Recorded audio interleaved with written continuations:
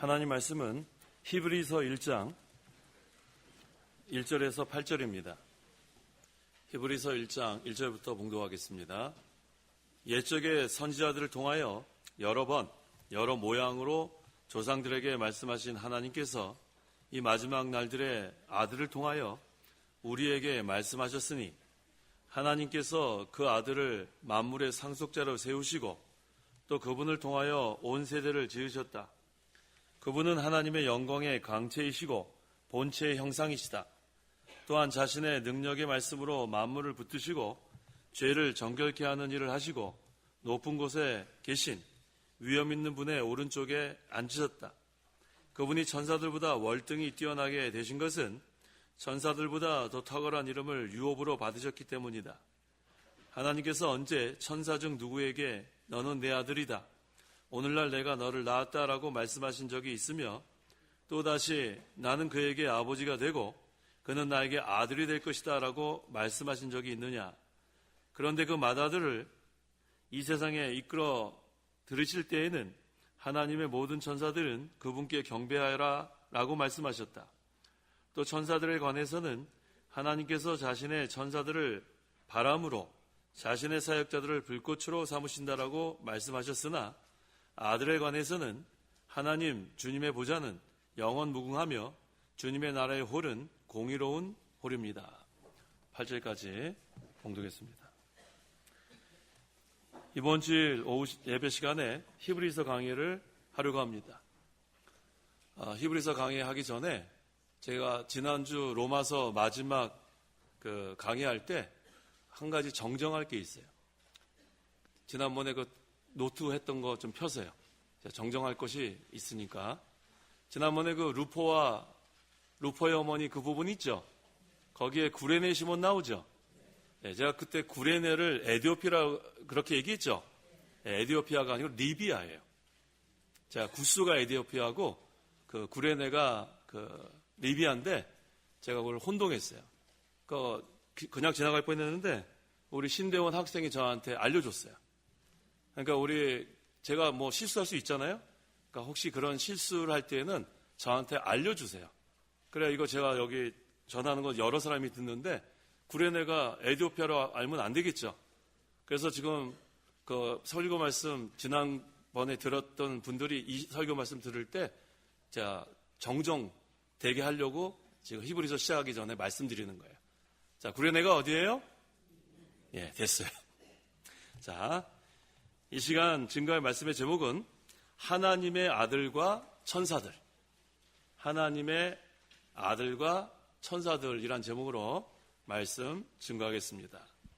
먼저 히브리서의 저자에 대해서 우리가 좀 살펴봐야 되겠는데, 이 많은 사람들이 저자 미상이다, 누군지 모른다 그렇게 하는 분도 있고, 또 히브리서는 신약 성경의 다른 서신과는 달리 서신을 보내는 사람에 대한 또 언급이 없어요. 그래서 히브리서 저자에 대해서는 여러 가지 주장이 있습니다. 그래서 히브리서 저자를 루터는 아볼로라고 주장하고 칼빈은 누가였을 거라고 이렇게 주장을 합니다. 이와 같이 히브리서 저자에 대해서는 여러 주장이 있는데 저는 바울이라고 생각합니다. 이 바울이라고 주장하는 전통적인 견해를 따르는 사람들도 많이 있습니다. 그래서 우리 킹 제임스 흠정역에는 히브리서 서두에 사도 바울의 서신이라고 이렇게 제목을 붙였어요. 히브리서의 저자가 누구이든 이 저자는 디모데를 잘 알고 있는 인물 중 한 사람인 것은 분명합니다. 이 편지의 수신자들도 저자에 대해서 잘 알고 있다는 것. 그래서 히브리서 13장 23절에 우리 형제 디모데가 풀려난 것을 알아라. 그가 속히 오면 내가 그와 함께 너희를 만나보게 될 것이다 라고 했어요. 그리고 또 오리겐은 히브리서의 저자가 누구인지는 정말 하나님만이 아신다라고 하면서도 히브리서에 나타난 모든 신학사상들은 분명히 사도 바울의 것처럼 보이기 때문에 어느 교회이든 이 서신이 바울의 것이라고 주장한다고 그렇게 하라고 또 말한 적이 있습니다. 또 알렉산드리아의 클레멘트도 바울이 히브리서를 기록했다는 전통을 고수합니다. 그 다음에 419년 제6차 카르타고 종교회의에서도 바울 서신이 14권이라고 확인해 줬어요. 그래서 저는 여러 가지를 근거로 해서 저자 미상이라기보다는 히브리서를 저자를 바울이라고 저는 그렇게 생각합니다. 1절. 옛적에 선지자들을 통하여 여러 번 여러 모양으로 조상들에게 말씀하신 하나님께서 성자 그리스도에 대해서는 하나님께서 옛적에 선지자들을 통해서 여러 번 여러 모양으로 조상들에게 말씀하셨습니다. 하나님의 영감으로 선지자들에게는 구약 성경을 기록하게 하셨고 또 하나님의 영감으로 사도들과 그 수종자들에게는 신약 성경을 기록하게 하셨어요. 그래서 구약에 있는 성도들은 오실 메시아 그리스도를 믿음으로 구원받게 하시고 또 신약에 있는 성도들은 오신 메시아 그리스도를 믿음으로 구원받게 하셨습니다. 2절. 이 마지막 날들에 아들을 통하여 우리에게 말씀하셨으니 하나님께서 그 아들을 만물의 상속자로 세우시고 또 그분을 통하여 세상을 지으셨다. 이 마지막 날들을 우리는 말세라고 합니다. 말세는 언제부터 언제까지죠? 그렇죠. 예수님 초림부터 재림. 그러니까 벌써 한 2000년 동안이 말세입니다. 근데 이 세상의 끝도 말세라고 합니다. 그 다음에 이제 예수님께서 재림하십니다. 자, 아들을 통하여 우리에게 말씀하셨으니라고 했어요. 아들을 통하여 예수 그리스도.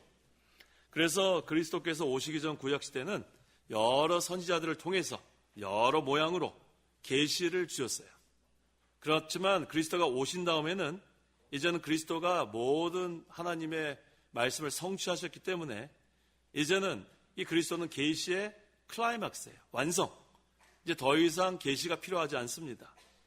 그래서 요한복음 1장 17절에 이는 율법은 모세를 통하여 받았고 은혜와 진리는 예수 그리스도를 통하여 왔기 때문이다. 은혜와 진리. 그래서 예수 그리스도로 말미암아 주신 계시는 클라이막스예요. 최종적인 완성된 진리라는 거. 그걸 우리가 믿어야 합니다. 그래서 이제는 표준 계시인 성경이 완성된 다음에는 거기에다 더해도 안 되고 삭제해도 안 돼요. 더하거나 삭제하면 뭐가 돼요? 뭐가 돼요? 이단이 되는 거예요. 이단. 더하거나 삭제하면 이단이 됩니다.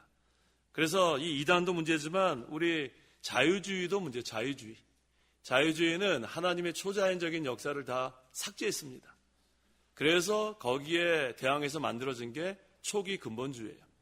그래서 제가 초기 근본주의 5대 교리 여러 번 강조했죠? 근데 다 잊어버렸죠? 다시 한번 복습해야 되겠어요. 자, 근본주의 5대 교리. 첫째 뭐죠?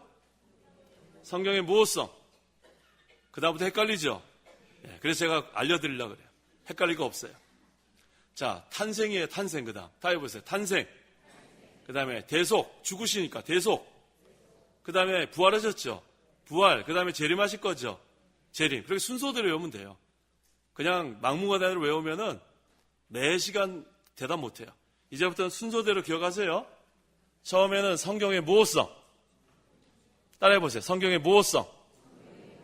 두 번째가 탄생이라고 그랬죠. 동정녀 탄생. 그 다음이 대속의 죽음이라고 그랬죠. 그 다음에 그리스도의 대속. 그 다음에 부활이라고 했죠. 육체적 부활. 그 다음에 재림이라고 그랬죠. 눈으로 보니까 가시적 재림. 자, 이제는 잘 외워지겠어요? 시원치 않아요? 자, 근본주의 5대 교리. 첫째가 뭐예요?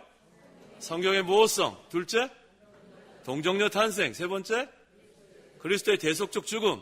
넷째, 육체적이 들어가야 돼요. 육체적 부활. 다섯째, 가시적 재림. 자, 누가 한번 해보시겠어요?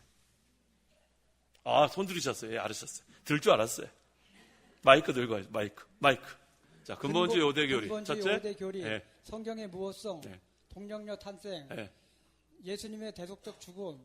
예수님의 부활. 아, 육체적 들어가야지. 육체적 부활. 네. 그리고 예수님의 가시적 재림. 맞았어요? 네, 지금 웃은 사람 누가 한번 나와서 마이크 잡으세요. 웃으면 안 돼요. 웃으면 안 돼. 이거 나와서 이거 할 것 같으면 우리 고등부 누가 할 수 있을 것 같아?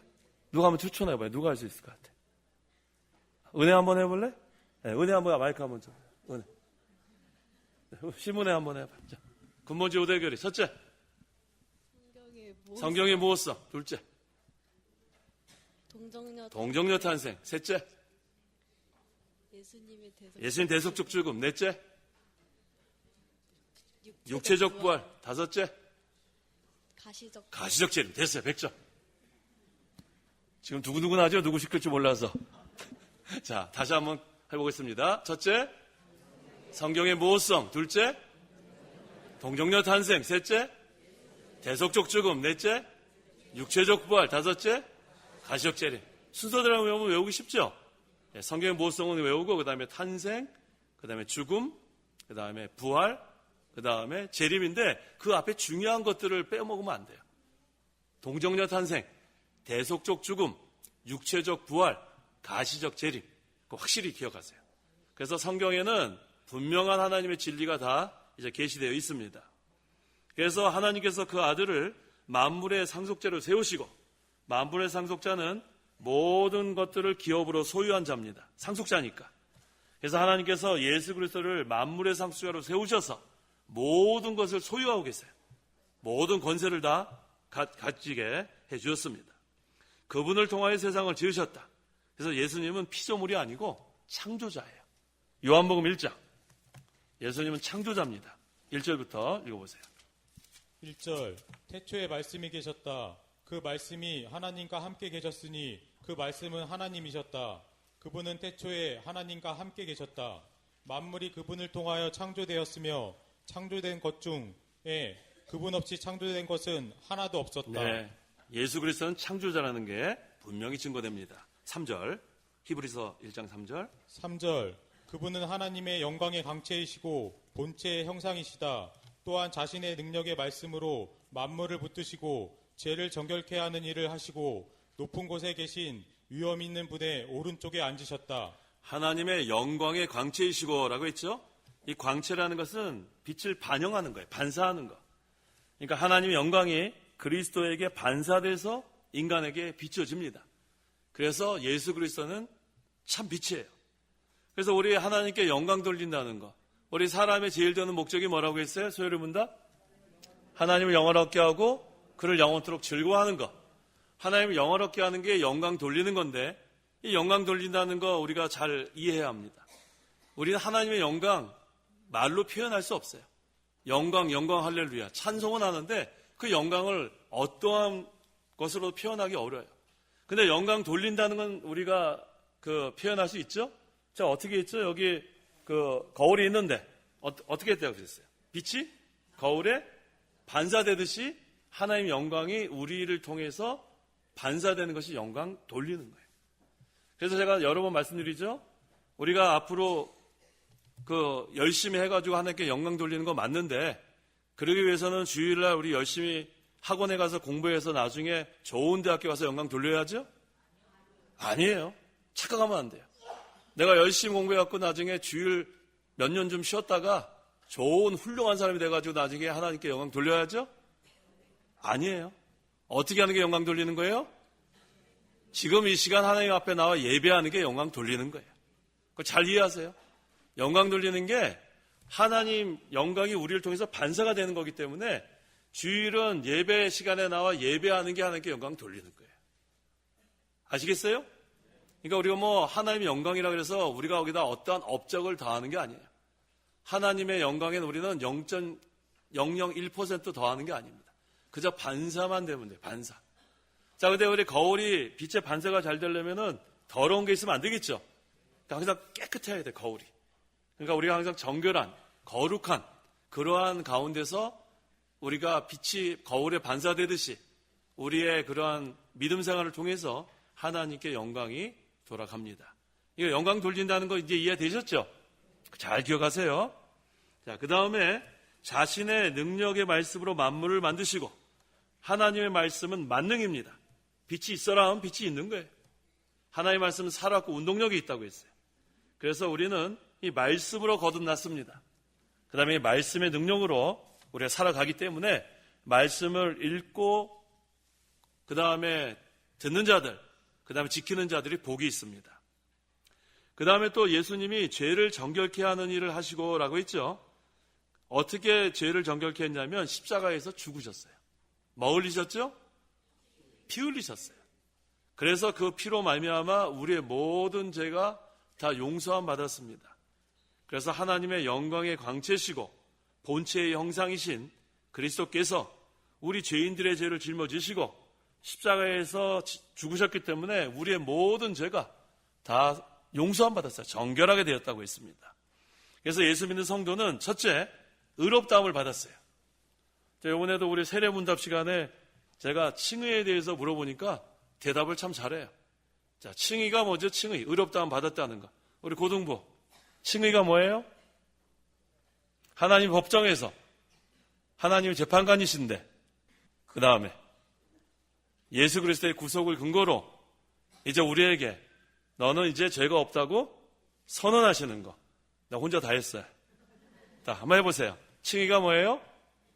하나님 법정에서 하나님 재판관이신데 예수님의 구속을 근거로 해서 이제 예수 믿는 사람한테 너는 죄가 없다고 선언하시는 거. 그러니까 우리는 전부 다 자유함을 이제 누리면 되는 거예요. 법적으로 의인입니다. 실제적으로는 우리가 아직 부패성이 있기 때문에 죄를 짓지만 하나님 앞에서 법정에서 우리는 죄 없다 선언했어요. 그래서 우리는 의의 옷을 입고 이제는 하나님 앞에 나아갈 수 있게 된 거예요. 그게 칭의입니다. 칭의 설명할 수 있겠어요? 시원치 않아요. 다시 따라해 보세요. 하나님의 법정에서 하나님께서 재판관이신데 예수님의 구속을 근거로 예수 믿는 자에게 너는 이제 죄인이 아니다 선언하시는 거. 이게 칭의예요. 확실히 아셔야 돼요. 우리가 다 이제 의롭다움을 받았기 때문에 이제 법적으로 우리는 이제 의인입니다. 죄인은 하나님 앞에 갈 수가 없어요. 예수 그리스도의 구속으로 말미암아 우리는 예수 믿으니까 의의 옷을 다 입고 이제 주님 앞에 나가는 거예요. 하나님 앞에. 그 다음에 예수 믿는 성도는 거듭났어요. 우리가 하나님과 이제는 다 영적으로 끊어졌었는데 단절됐는데 다시 연결됐습니다. 이게 바로 중생이에요. 리커넥션, 리크리에이션, 재창조, 새창조. 이게 바로 중생이에요. 그래서 이제 우리는 이것으로 사는 거예요. 거듭난 영으로 사는 거고 이제 의의 옷을 입었고 계속해서 예수 그리스도의 옷을 입어나가는 거예요. 새 사람을 입어나가는 것. 이것이 우리의 신앙생활입니다. 그 다음에 높은 곳에 계신 위엄 있는 분의 오른쪽에 앉으셨다. 자, 하나님은 영이시기 때문에 오른쪽이 없다고 했죠. 그래서 이 오른쪽은 존귀와 영광의 자리예요. 존귀와 영광의 자리. 그렇죠. 존귀와 영광의 자리. 하나님께서 예수님이 원래 하나님이신데 그 자리를 내어놓고 낮고 낮은 이 땅에 오신 거예요. 낮아지심. 그 다음에 죽으셨다가 3일 만에 부활하시고 다시 높아지신 거예요. 그래서 하늘나라 원래의 자리로 가셨는데 그 자리가 바로 존귀와 영광의 자리입니다. 4절. 그분이 천사들보다 월등히 뛰어나게 되신 것은 천사들보다 더 탁월한 이름을 유업으로 받으셨기 때문이다. 당시 유대인들은 천사를 아주 높였어요. 천사를 숭배하는 사람도 있었어요. 성도 여러분, 천사 숭배해요?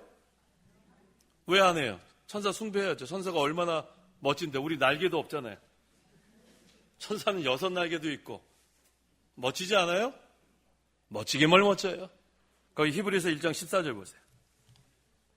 14절. 모든 천사들은 섬기는 영으로 구원을 상속받을 자들을 섬기라고 보내심을 받은 것이 아니냐. 천사는 우리를 섬기는 위치예요. 천사 숭배하는 사람은 어리석은 자들이에요. 천사의 위치는 우리 믿는 자들을 섬기라고 보냈는데 천사를 숭배하는 건 어리석은 자입니다. 그래서 당시 어리석은 유대인들이 있었습니다. 그래서 하나님의 아들 그리스도를 천사들과 비교해서 얼마나 더 뛰어난가 그것을 여기서 증거하는 겁니다.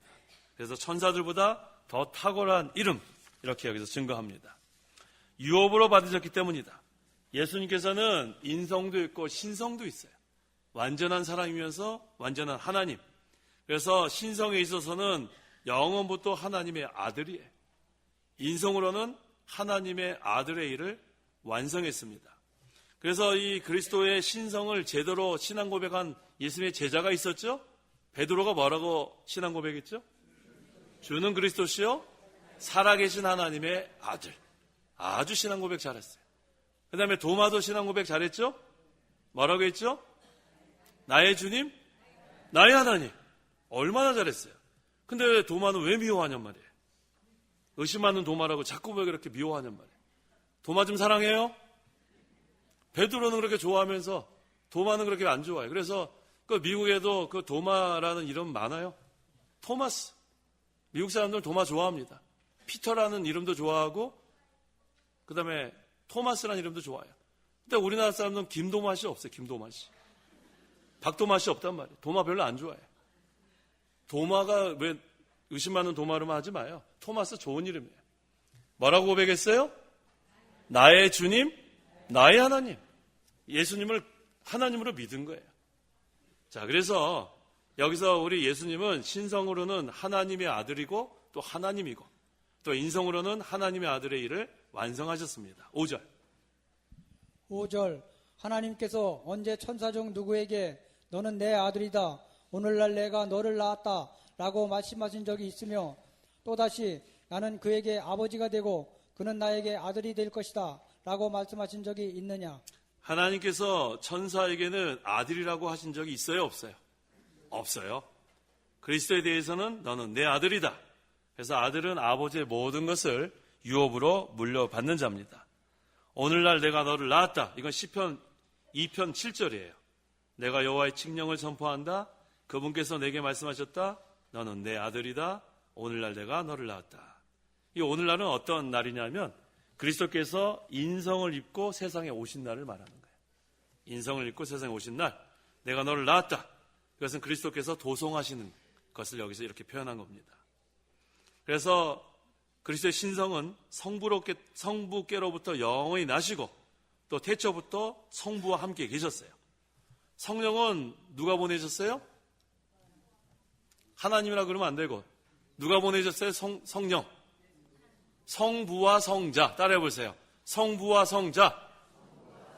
예, 성령은 성부 하나님과 성자 하나님이 보내신 거예요. 이거 잘 기억해야 돼요. 이것 때문에 동방교회와 서방교회가 갈라졌어요. 이거 중요한 교리입니다. 그래서 여기 성부와 성자로부터 이렇게 나왔다는 것이 그 필리오크라 그래요. 필리오크가 뭐냐면 그리고 아들로부터 그런 뜻이에요. 필리오크. 그래서 이 동방교회는 이 필리오크를 믿지 않았어요. 성부께서 성령을 보냈다. 그렇게만 믿었습니다. 하지만 서방교회는 성부와 그리고 성자로부터 성령을 보냈다. 그래서 필리오크가 그리고 아들로부터 그런 뜻이에요. And from the Son. 그리고 아들로부터. 그게 필리오크입니다. 그래서 이 성부로부터 성령이 나왔다고만 믿는 동방교회와 성부와 성자로부터 성령이 보내심을 받았다는 서방교회가 나눠진 거예요. 11세기에. 그래서 오늘날 무슨 올소독스 철치 이런 교회들이 있죠. 그릭 정교, 러시아 정교 그런 정교 들어봤어요? 그게 다 동방교회입니다. 그때 갈라진 거예요. 그 다음에 서방교회는 로만 캐톨릭, 서방교회. 그 서방교회를 종교개혁한 거, 16세기에 종교개혁한 게 오늘날 개신교입니다. 그 교회사에 보면 이렇게 나와 있어요. 그래서 우리가 믿는 것은 성부와 성자로부터 성령이 나왔다. 우리는 필리오크를 믿습니다.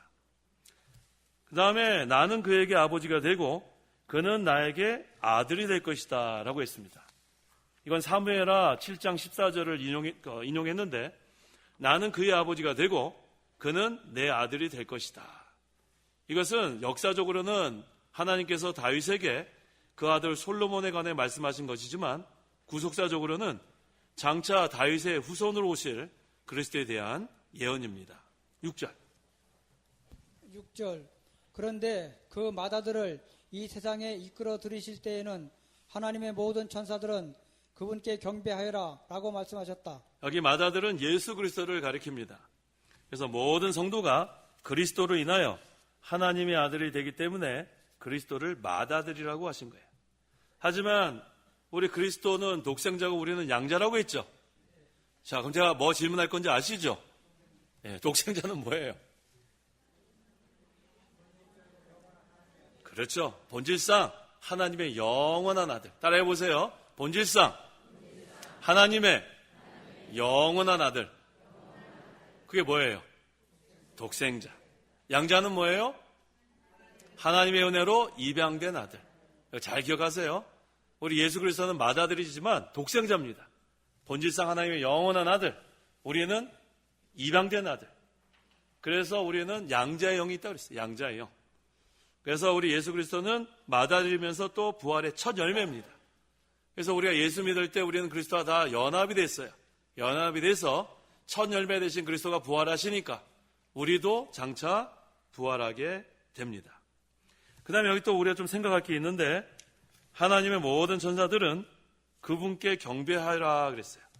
이게 바로 시편 97편 7절입니다. 한번 읽어보세요. 시편 97편 7절. 7절. 우상을 숭배하는 모든 사람들이 수치를 당하니 그들은 헛된 우상들을 자랑하는 사람들이다. 모든 신들아 주께 경배하여라. 자, 시편 97편 7절에 우상을 숭배하는 모든 사람들이 수치를 당하니 그들은 헛된 우상들을 자랑하는 사람들이다. 모든 신들아 주께 경배하여라. 여기서 신들아 했는데 이 신들아 이것은 히브리어 앙겔로이. 그러니까 여기는 천사들아 번역해도 돼요. 천사들아. 그래서 천사들은 그리스도를 경배하라는 거예요. 그리스도를 경배해라. 그래서 그리스도는 경배를 받으실 대상이라는 뜻입니다. 왜냐하면 그리스도는 천사들보다 훨씬 위대하시기 때문에. 자, 히브리서 1장 7절. 7절. 또 천사들에 관해서는 하나님께서 자신의 천사들을 바람으로 자신의 사역자들을 불꽃으로 삼으신다 라고 말씀하셨으나 이 말씀도 시편 104편 4절을 인용했습니다. 바람을 주님의 천사로 삼으시고 타오르는 불꽃을 주님의 사역자로 삼으신다. 그러니까 그리스도께서는 천사들을 사용하신다는 거예요. 바람으로도 사용하고 불꽃으로 사용하신다. 이걸 보니까 그리스도는 천사보다 훨씬 위대하다는 걸 여기서 또 한 가지로 증거합니다. 8절. 8절.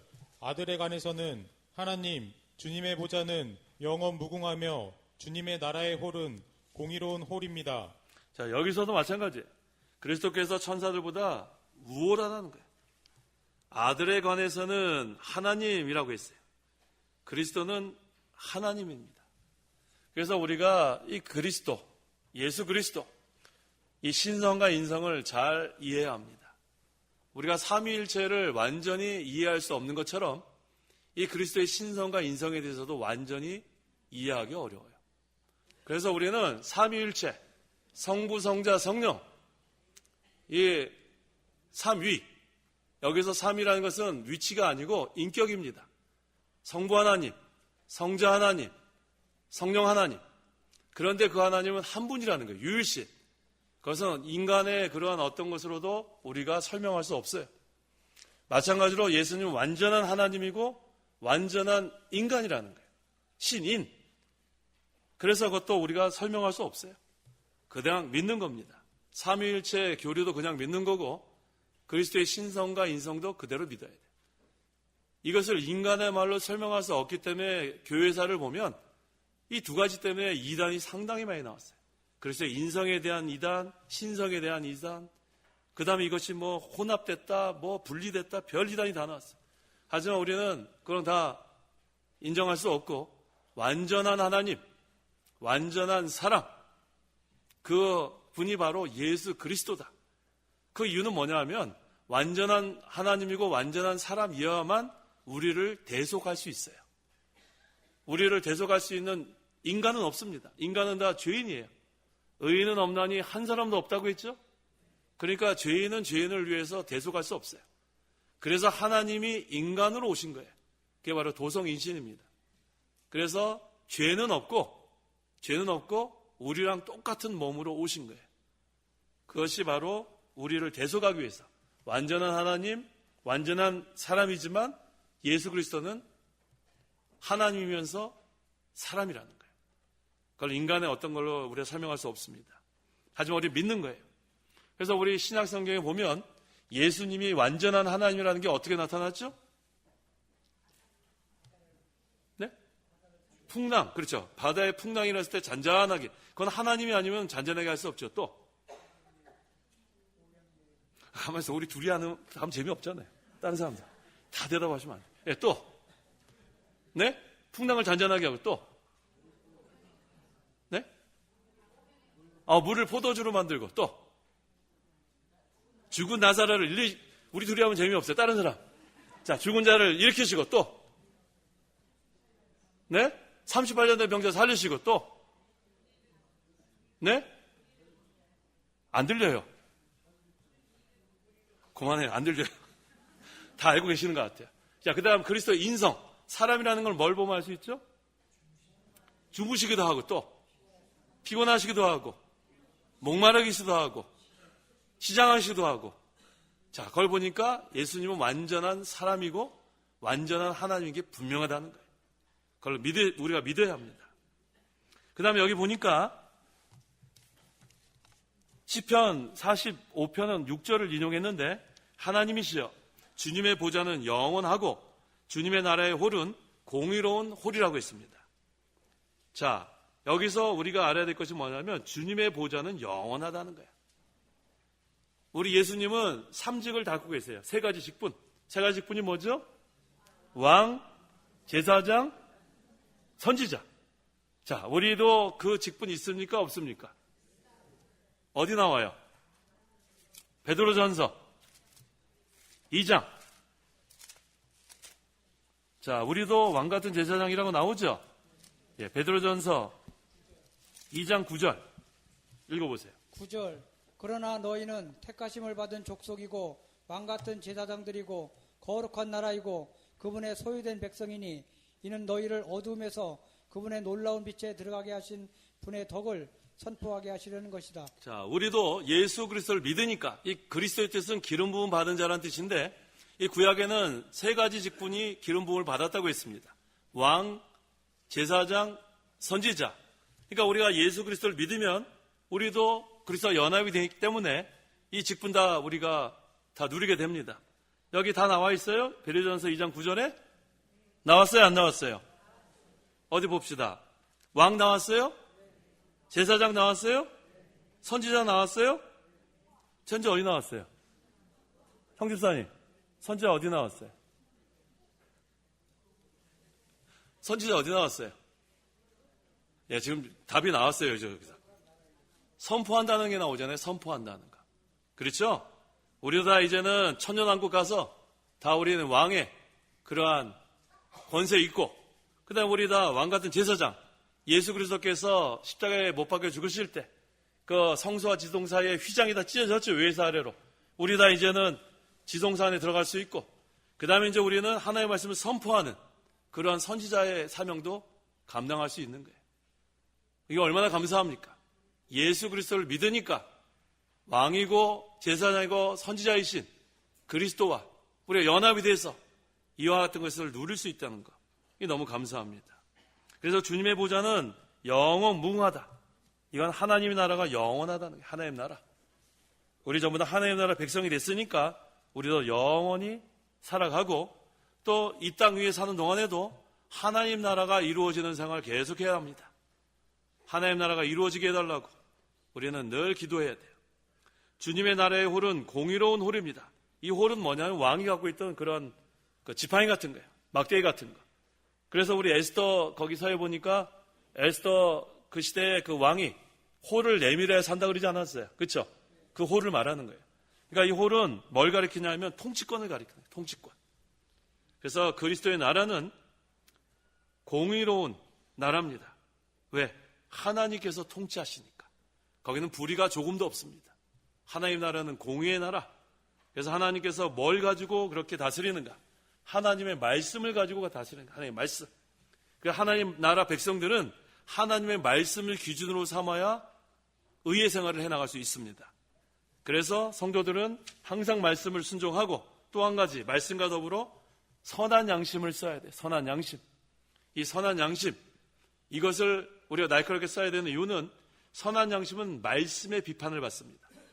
그래서 우리가 이 말씀 순종하다가 이 마음에 갇히게 되는 것은 우리 믿는 자에게는 선한 양심이 있기 때문에 갇히게 되는 거예요. 이 불신자가 갖고 있는 도덕적 양심으로는 하나의 말씀 가책받을 리가 없죠. 그래서 우리가 이렇게 말씀을 순종할 때 이 말씀을 잘 순종하지 못할 때는 마음이 괴롭습니다. 그건 선한 양심이 있기 때문에 그런 줄 알고 그런 사람은 소망이 있어요. 뭐가 있어요? 네. 말씀 순종하다가 말씀 순종 안 하면 마음이 괴로운 게 그게 소망이 있는 거예요. 근데 말씀 순종 안 해도 난 마음 편안하다. 아우, 나는 이렇게 성경 말씀을 안 지켜도 하나님이 난 가만 놔둬. 너무 좋아. 그러니까 문제 있는 사람이에요, 문제 있는 사람. 아유, 나는 뭐 주일을 성수 안 하고 나는 마음대로 살아도 아우, 하나님이 나는 그냥 내버려둬. 난 너무 좋아. 그래요? 아우, 나는 술 마셔도 하나님 그냥 놔둬. 좋아요? 좋긴 뭐가 좋아요? 네? 안 좋대요. 우리가 잘못했을 때 하나님이 우리한테 혼내줘야 좋은 거예요. 하나님이 훈계가 있는 게 이게 좋은 겁니다. 하나님이 어떤 사람만 훈계하세요? 사랑하는 자만 훈계합니다. 마음껏 술 마시고 마음껏 죄 지어도 내버려 두는 거 좋아할 거 아니에요. 하나님이 사랑하는 자만 훈계하고 그 다음에 내버려 두는 자는 회개해요. 큰일 났구나 이거. 하나님이 더 이상 나 훈계 안 하는구나. 그건 문제가 큽니다. 그래서 우리가 조금만 잘못해도 하나님이 훈계하는 게 그게 좋은 거예요. 아시겠죠? 네, 죄 안 지는 게 제일 좋고 죄를 지면은 훈계받기 전에 빨리 회개하는 게 좋습니다. 자, 오늘부터 우리 히브리서 1장부터 지금 시작했는데 이 히브리서 참 여기 귀한 진리가 많아요. 또 여긴 또 교리가 참 많아서 제가 이걸 택했어요. 이 교리, 로마서도 교리가 많았잖아요. 그래서 히브리서도 좀 교리가 많다고 생각해서 우리가 주일 오후 시간에 히브리서 강의에 계속해 나가려고 합니다. 기도하시기 바랍니다. 기도하겠습니다. 하나님 감사합니다. 우리를 자녀로 삼아주시니 감사합니다. 천사는 우리를 섬기는 위치에 있게 하신 거 감사합니다. 항상 하나님께서 예수 그리스도를 믿음으로 왕같은 제사장이 되어서 이제는 하나님의 말씀을 선포하는 그러한 직분 주심을 감사합니다. 항상 우리가 하나님의 능력으로 날마다 왕같은 생활, 또 제사장의 생활, 또 선지자의 생활 잘 감당할 수 있도록 도와주시옵소서. 예수님의 이름으로 기도하옵나이다. 아멘.